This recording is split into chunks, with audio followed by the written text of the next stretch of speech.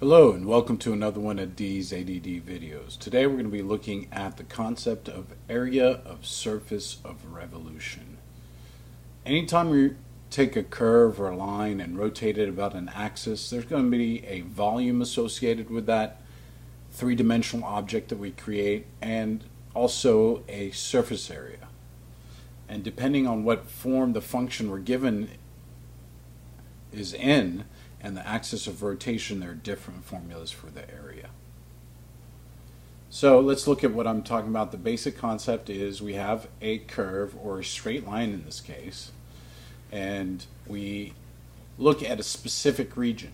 So x values are going to be from 0 to 2. Y values are going to be 0 to 4. You might say that this distance is twice as long. Well, let's say the y-axis is in units of 2 and not 1 like the x-axis. Okay? No need to be that picky. We're trying to learn a different concept here. So when we rotate that portion around the x-axis, for instance, we get a three-dimensional shape, this cone-looking structure. And what we're looking for is the lateral surface area, not the circle base here that you see, but the slightly darker area that we've created, surface area. All right? So again, the main concept is, what am I rotating about? Am I rotating about the x-axis? If that's the case, then this is what I have to memorize. I'm going to have the basic form of 2 pi y times the square root of 1 plus the derivative squared dx. Okay? So that's the basic thing. If we're given f of x, not y, for instance, like if this was y, here you see the y, dy dx squared dx. And then here, if we're given f of x, well, f of x is a synonym for y. They're interchangeable.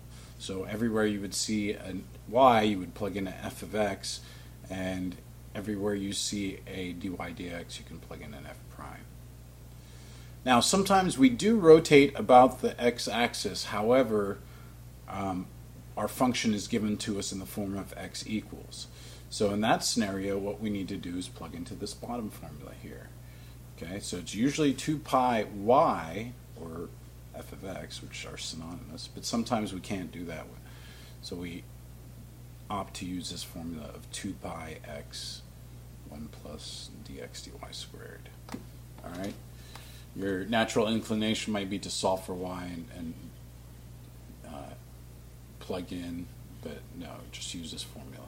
Notice that the bounds have changed. We're looking at the y values now of c to d because we're integrating with respect to y. Whereas here, a to b because we're integrating with respect to x. All right. So 2 pi y integral of this differential right here element ds that a lot of textbooks use. All right. So what happens if I rotate it about the y-axis? Well, if I rotate it about the y-axis, your shape would change if we were looking at another example, but your formulas would also change. So the general form here is 2 pi x square root of 1 plus dx dy squared, and because we're rotating about the y-axis, it's a dy. But if your function is given to you in the form of y equals, then it's going to be 2 pi y the square root of 1 plus dy dx squared. All right?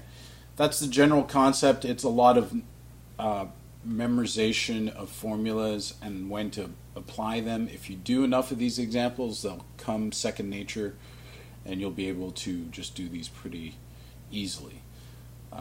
If you just think you can rely on the formula and plugging in, a lot of this is a test of your integration.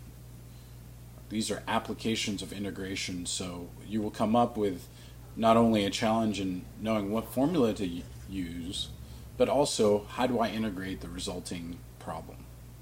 So I recommend you just do a bunch of these, and then I think you should be good to go. I hope I've clarified any doubts that you might have. Practice, practice, practice. Thank you, and have a nice day.